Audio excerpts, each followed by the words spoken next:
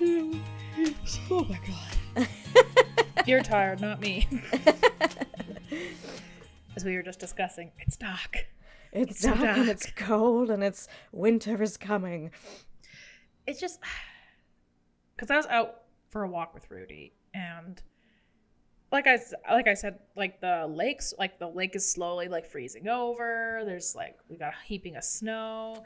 It's really nice on the trees and the sky. Apparently, I learned this in a Hallmark film. Apparently, there's something about the colder air that makes the skies prettier somehow. Yes, I was just this like, is what true. the fuck? But it just, even in the afternoon, I'm like, this looks like dusk. It looks like the day is ending already. Right? And it's only in the afternoon. What is happening? Right? I was listening to the radio yesterday, and they were saying about like the darkness and in different time zones in the world, and how with us, like obviously the sun, like in North America and Alberta, like the sun sets at like 4:30 now, whereas like apparently around this time in Alaska, like I guess I can't remember if it was just happening now or like this month it was happening, but basically like the sun was setting at 1:30 p.m. and not going to come back until January. Like, could you imagine 2 months in darkness? I mean, I joke that we kind of live in darkness already, but you know what? I'll take the sliver of light that we can get, you know? Right? At least, like the positive would be that you probably have more of a chance of seeing the northern lights a lot more. So, like, that I could probably, like, accept with that. But yeah, to be in darkness for over 2 months would be wild. And then apparently after the 2 months are up, again, the sun doesn't rise till 1:30 in the afternoon. And then it only is up for like 40 minutes and then goes down again. I'm like, oh my god. Jesus. Just everyone quick, grab your shorts and your sunglasses, run out, get as much vitamin D as you can. Right? I think I sent you the reel before, but I'm already blanking on the name, but there's that place, I thought it was in Iceland, I think I'm completely wrong, where like the sun doesn't go down at all. Yeah. There's like a place on Earth where it just doesn't quite go down. Yeah. And it's like some of the pictures and images are like wild. Like that could be kind of cool, but that's what I don't know which one I would take. Right? I'm just trying to decide which one I'd rather take. Would I rather take no sunlight for 2 months in darkness, or would I rather have the sun never go down? I feel like I'd rather take having the sun never go down because, like I said, there's blackout curtains for that. And me being someone who gets affected by like no sunlight or anything like that, I'd rather have natural sunlight to like be able to be exposed to rather than like having to maybe buy an artificial sunlight to like, you know, do the same. True. I was just gonna say I would almost like darkness because I'd have an excuse. I have to watch another Hallmark film. Oh no! I know. And speaking of Hallmark films, welcome to I already forgot. Week 3? Week 3, I don't know, of the holiday Christmas season. Yeah. Week 3 sounds or right. Of the Hallmark Christmas season. There we go. Woot. And we're also Very both very beautiful. festive. I unintentionally wore some like nice Hallmark leading man flannel today. You did, and it's like red? Yeah, you know, it's festive. And you've got your festive sweater. I have my don't be stupid as something is clearly stuck in the chimney. So obviously we're going to recap episode 3. Of Finding Mr. Christmas. Oh my god. Yes. And then I did watch, because you had told me last week you had watched Christmas Charades. Yes. Christmas Charade. So I watched Christmas Charade. Yeah. And then I was going to watch another one last night, but I just like wasn't... I just knew my attention span wasn't very good. So I just put on the Holiday Sitter because I was like, hell yeah. Because that way it's like, I don't feel bad if I'm not fully engaged. But like, you know, it's just like a nice chill movie. That's all I needed that night. Nice. That's awesome. I know it wasn't one that it was one we passed on when we did the list. But there was something that struck my curiosity in it, so I ended up watching it anyway because it was just on, and I'm like, oh, I'll record it. It was that Santa Tell Me one, and that was the one where she tries to figure out which Nick is her true love with the 3 different Nicks. Yes. And I gotta say, like, this might be a premature answer or premature prediction, but like so far that's been like my dark horse actually. Yeah, I feel like that's like a dark horse for me. Yep. All right, well, let's get into it. All right. The one thing I want to say though about the end of episode 2, because I missed out, I clearly forgot how that challenge went at all. So I was glad I got to rewatch it. And oh my God, Gage, what a piece of shit. I know why David's down here, but me, like, my photos are great. I was like, wow, shut the fuck up. Right? From day one, like before the show even started, and I'm probably sure I've talked about this already, but when you showed me all their little intro posts on Instagram, from day one I was like, I don't like that guy. Gage, he gives me the ick. That guy, I don't like him. Yeah. And boy was Kendra right. So yeah, so the end of episode 2, unfortunately we lost David, our aerospace engineer. Sad. But again, he was really upset that he left too. Like, I felt bad for him. He looked like he was probably, no, sorry, I'm thinking of somebody else. But he did look very bummed when he left, and I was like, aw. Mm-hmm. And I mean, I think he was our only Canadian. He was also from Vancouver, so we've lost our only Canadian. Damn it, that sucks. And then of course we start episode 3 with like injuries beyond belief. The gut punch, because I think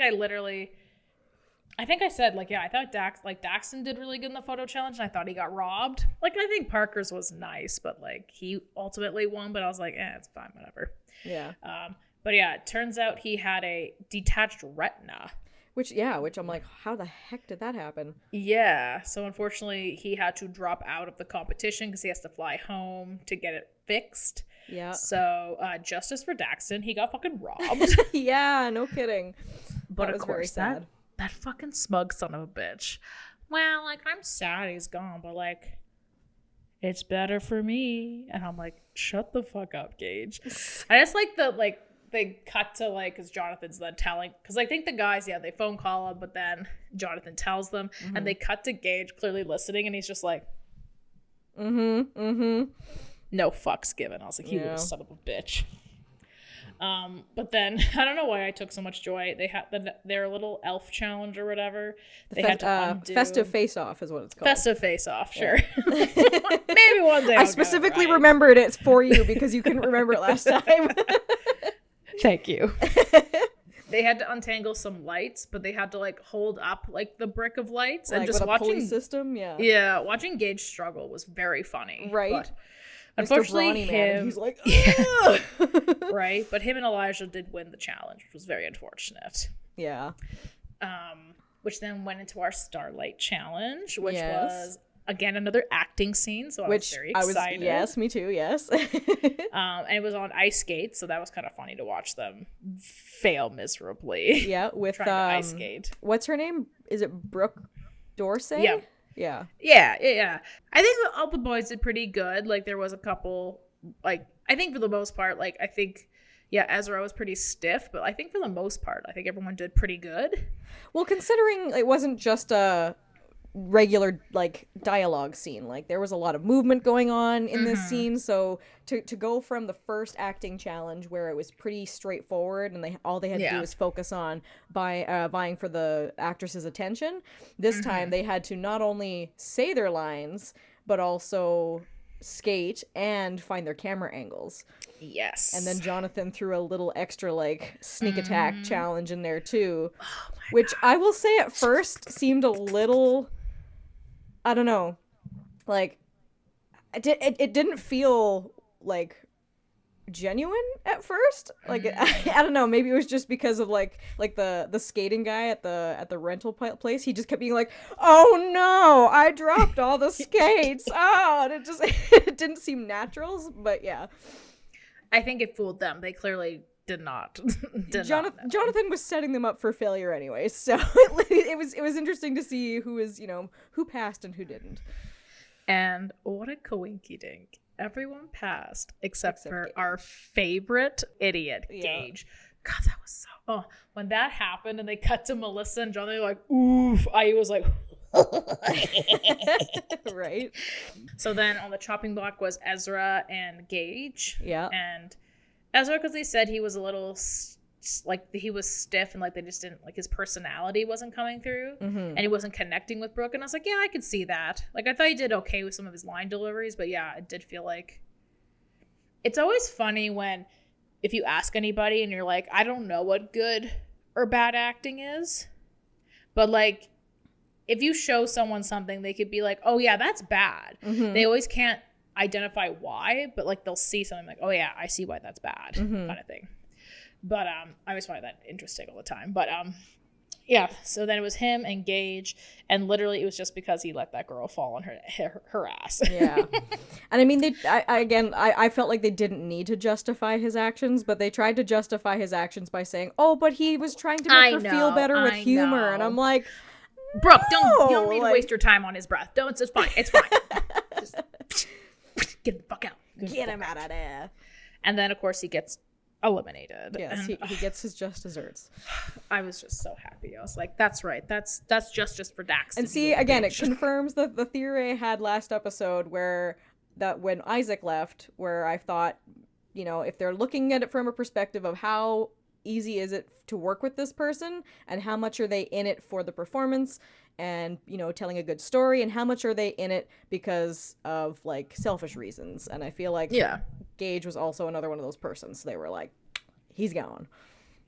Well, and of course, maybe I'm crazy, but he had like the longest exit on planet Earth. Oh my God, yes. He had this weird speech where he's like, I came here to find myself. And they're like, oh, what did you find out? He goes, I found out I don't know myself. Yeah. And I'm like, for fuck's sakes. And then he has the audacity to say something to the effect of, I think my acting was for the I want my acting to go down in the history books. And I'm like, I know, that was wild. Like the first part I was like, oh fine, whatever, blah blah blah, growth, blah blah blah. But when he started going on that weird ass tangent, I was like, homeboy, what? Because I don't remember what, I already blanked out. I don't think he had any acting background. I don't remember, yeah. Right? Like, I don't think he did. So it's wild, like, maybe, again, showing a little bit of arrogance to be like, I just, like, it's fine if you want to be the best actor. You know, you want to be the Leonardos, you want to be, I can't think of anybody else off the top of my head, apparently. But that was the vibe I was getting anyway. Right. You know, that's fine, but do realize, like, that takes so much time. And there's some actors, like, June Squibb, I was just thinking of. Like, I feel like she just, like, raised up popularity after that lottery movie she was in, that she was in a whole bunch of stuff. So, like, or Betty White, like, you know, like, everyone's career path is different, but I think universally what's the same is that as much as, like, I think Hollywood tries to, like, feed the story of, like, oh, they just stumbled on set one day and it was like, wow. It's like, no, they were probably starving actors. They go to classes. They are learning. Always grinding. They're kind people, right? Like, there's so many more layers to it. It's not just you walk onto one thing and you get it, right? Like, even if Gage won, like, again, as much as I love Hallmark films, like, they're not getting you the Oscars, which is fine. But it's just, again, that was just like a wild statement. I want my acting to go down in the history books. I'm like, you're not that good, my guy. Yeah. And I mean, that's also okay because you have to, like, learn your craft and get better. And yeah, like, you'll get your shot, but it was just, yeah, it was wild to go from, like, I need to find myself to be like, Yeah. I was like, oh my God, get the, and I was like, right? Fuck, is this still going on? Get the fuck out. Just leave already. I know. Out. I think Homeboy thought he was hot shit. He's a little obsessed with himself and his looks, I think, and figured that that was what they were looking for in a Hallmark leading man. And as Jonathan keeps telling them every time, a Hallmark leading man has to show his heart and his kindness. Like, there's more to it than just being good looking. So being that Gage was one of the first of them all to, you know, take his shirt off. And it seemed like majority of the time when he was, you know, in the acting scenes, his move was like the dreamy eyes, like he was doing the old, like, you know, the old eyes at the girls. I mean, he even admitted, he's like, the dialogue's flirty, right up my alley, which again is fine, but that it doesn't mean that's always going to be the case. Yeah. And on camera it comes off more steezy than like romantic. 100%. Yeah. Again, it's wild to me that he looked at like his pictures and he was like, I'm the best. I'm like, Yeah. Even I can't remember who made the comment. They're like, even the dog is scared of it. Yes. I was like, Dog's that like, really "Help should have me." been. The dog knew. The dog was like, this guy's fucking Yeah. nuts. Always trust the dog. Always trust the Right. dog. So, good riddance, Gage. Thank God. Bye bye. But now, because that leaves us. Is that 6 people? Yeah, because Daxton left. Yeah. So again, to be fair, when he left, I was kind of surprised they eliminated somebody else. Yeah, that's but true. maybe they're on a time crunch. They're like, doesn't matter, keep going. So Mm-hmm. I am curious if there's going to be an episode because I think they are. I'll have to double check my calendar. I think they're still, like we said, running every Wednesday until I think the week before the film comes out. So. But yeah, we'll have to see. We'll calculate that later. But yeah, so that was the update of Finding Mr. Christmas, episode 3. Well, I cannot wait for this week's episode. All right, I know. I say we should, if we can, every time we do a recap of Finding Mr. Christmas, we should, based off the episode we saw, say who we are voting for even like more just based off that episode. Okay. That way, because if it changes, it changes, and if not, then... Right. Well, unfortunately, Daxton's gone, so rip Daxton. Rest in peace, Daxton. So I think still Hayden is my pick for right Yeah. now. Like, I mean, I felt really bad because they were showing Blake a lot, and he seemed to be kind of really frustrated with himself because he's like, I'm not winning these challenges. I'm not. So, I mean, at least he knows he's like, I have to put in more work kind of thing. So hopefully it doesn't turn ugly later. Yeah. Ooh, be back. But yes, who are you? Who's your vote for right now? Well, see, the tough thing for me is I have to, like, I've been seeing their performances in the acting scenes, which is awesome, but I keep seeing them like as being a good fit for that scene, and I'm trying to keep reminding myself that it's not about that scene, because that scene's not going to eventually, or like in the end, be in the movie. It's like, you know, for the movie that's coming out. So as far as like in that acting scenes, I thought Parker fit best with Brooke as far as like just like look and like chemistry and stuff. Like I thought that they did really well together. But I think going forward for the show, and who I think I want to win at this point would probably be either Hayden or maybe Elijah. We'll see. Ooh. Yeah. Oh, okay. Sorry. One last thought.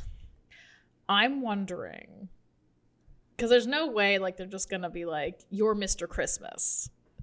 I wonder if like one of the last to second last episodes, if they're gonna do like a chemistry, like one of the final like challenges is with the actress from the film. Ooh, that would be like interesting. that has to be right. Right? I would think so. I hope so. Yeah. But, ooh, okay. That Sorry. would be- I know that would be I know I put that little seed in our little brains, but like I don't know if that's gonna happen, but like that would be really cool. That would be really cool, but also very nerve-wracking for them, because if that's like the first yeah. time meeting her, and that's like their way of like secretly like testing the chemistry, like, oh man, that would be interesting. Sounds diabolical, Jonathan. Do it, Jonathan. Come on. Hear my thoughts from like, you know, time travel Wink, my wink, thoughts nudge, back to nudge. you, Jonathan. Right? But yeah, let's talk about Christmas Charade. Yes. Christmas Charade. Yes.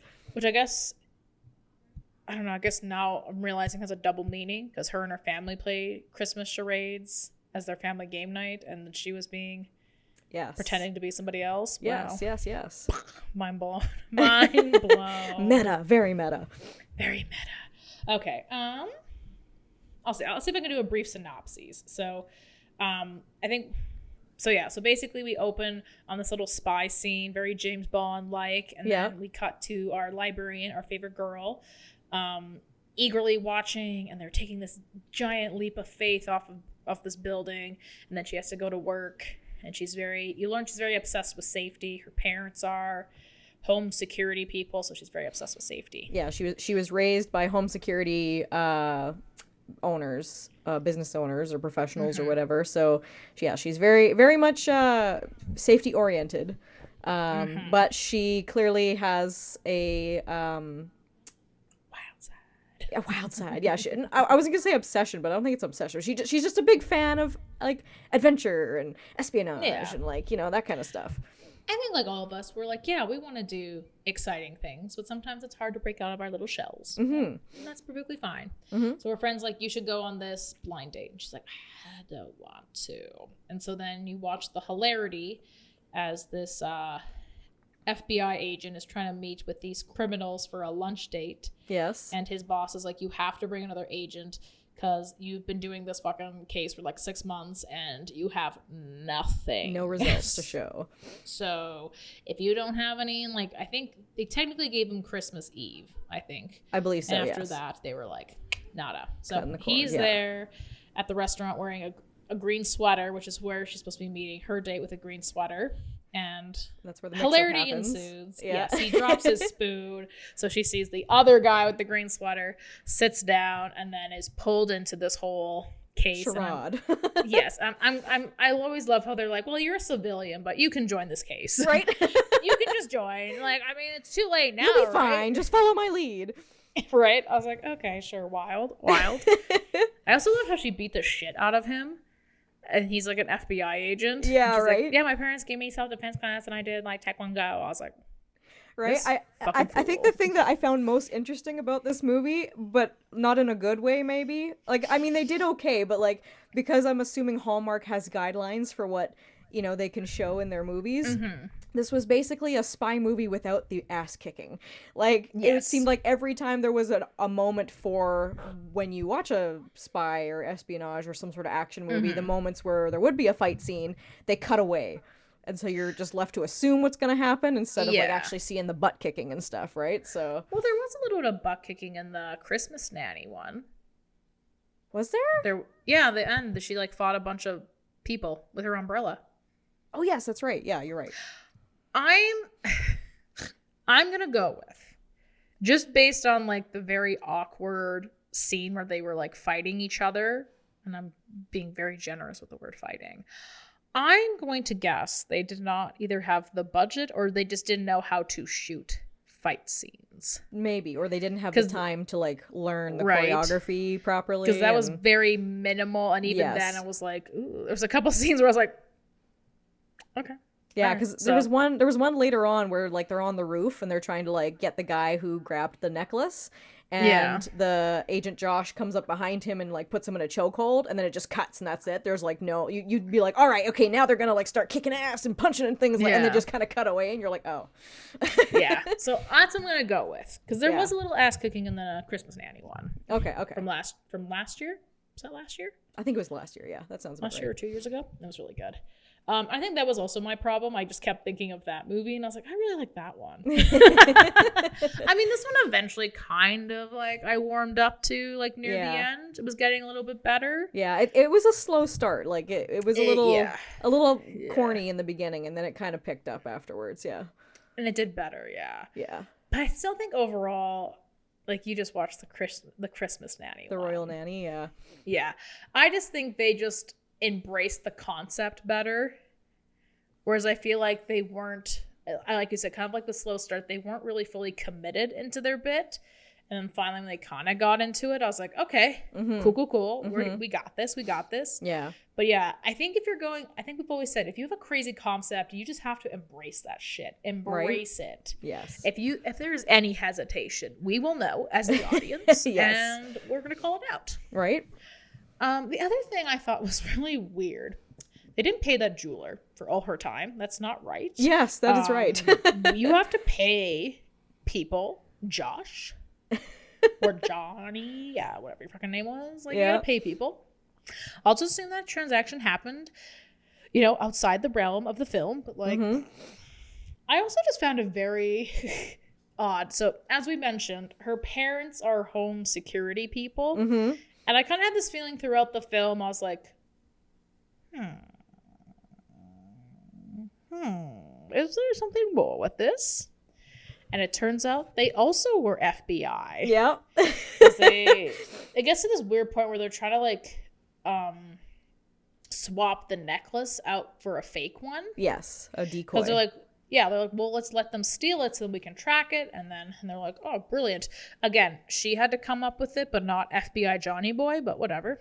Hence why it took him so long to like get this case going, I guess. Apparently he's fucking He's a little dense. A little dunce. But then we find out, because her parents kind of get abducted because they were kind of following the supposed thief, and then I'm glad that they explained that too, because at first when we were watching it and they showed the like security footage of them taking her parents, my mom was like, out of all the people at that party, why did they specifically take her parents?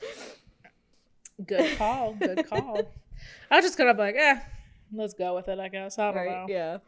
But yeah, so you find out that they were FBI, like they met, that's how they met, was through the FBI. But then when she got pregnant, they were like, we're out. So they fully embraced the home security route. And then there's this, I don't know, you have to give me your 2 cents on this, but I thought the fight was very weird, because I knew at some point I was like, okay, we haven't had our conflict yet. There's always like one weird fight scene, and I guess they picked it with the parents, I guess. Yeah. She was upset that they didn't tell her that she was a spy, because I think that's why I was like, huh, girl, what's going on? Like, I could be like, I get being like, what, this is whole other life you didn't tell me about, but there's like, I don't know, there was a weird disconnect. And then she took it out on Johnny, and then it was like, well, that's done now. Right? I think it was a little odd to me. Yeah. Look at Arnie. Oh, Arnold. He's just getting cozy. I think they could have done a little bit better because I think at least the thing that I was kind of getting at watching this was that, like at the beginning showing her like really being into that spy movie and stuff like that. I was like, okay, so she's clearly a fan of like espionage kind of stuff. Yeah. But I felt like maybe they could have done a little bit more with that to kind of like show that whole, I was raised to be really cautious and safe, but I dream of doing all this exciting stuff. I felt like that was kind of lost on her character, where it just kind of it went from being, oh, I'm this like cozy safe librarian and I don't go on dates and I don't want to, and oh, stay back from me, like, who are you, to all of a sudden she's like, oh yeah, I took some karate classes. Like all of a sudden like her whole like demeanor just like switched. Right. And again, I think that's where I started enjoying it. Yeah. A little bit more, because they were trying to the box they were trying to put her in the beginning, I don't think fit her. And I know Rachel did her best, okay? We know she does her best. Okay? Yes. But it was just a little odd. Yeah, when that weird conflict came, I was like, like sometimes it's like, you know, like, again, I know I'm expecting a lot from these films, but sometimes there's like, okay, I understand this fight. Like sometimes it happens more organically, and sometimes it's like, oh, we're at the hour 15-minute mark conflict. Yeah. You know? Yeah. And I get that, but it just wasn't very good. Yeah.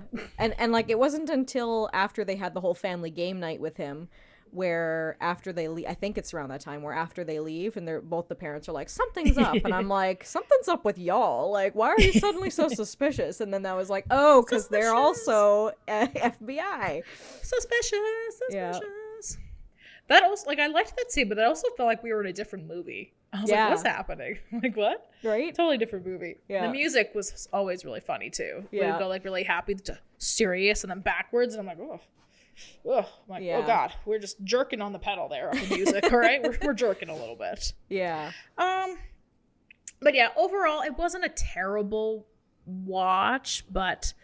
like I said, during the entire thing, I was just wanting it to be the Royal Nanny. So, is that my fault? Probably. I'll be honest. That's probably my fault. But like we kind of just discussed, it was a very slow-paced film. Like once it started picking up, then I did kind of enjoy it a little bit more. But yeah, I want it to be the Royal Nanny. So once that comes on TV, I'm gonna watch the Royal Nanny again. Yeah. But what did you think? Well, for the most part, I enjoyed it because, as you know, I'm a big fan of Chuck. And that's pretty much the same sort of thing, right? Like he's just a regular civilian who ends up like learning about government secrets, and then he gets thrown into this whole like world of spy and stuff, and he becomes an asset and all these fun things, but he still has to keep his life secret to his loved ones, and he like really cares about his loved ones, obviously, but in order to keep them safe, he has to like basically distance himself from them, and you know, use his handler at like, you know, she has to like pose as his girlfriend and all this stuff, and so then there's all these conflicting feelings that happen, and it's really, really good and interesting. And I felt like this movie kind of had that general like foundation of a similar kind of thing, and so that's why I was like, all right, I'm into it, let's do this.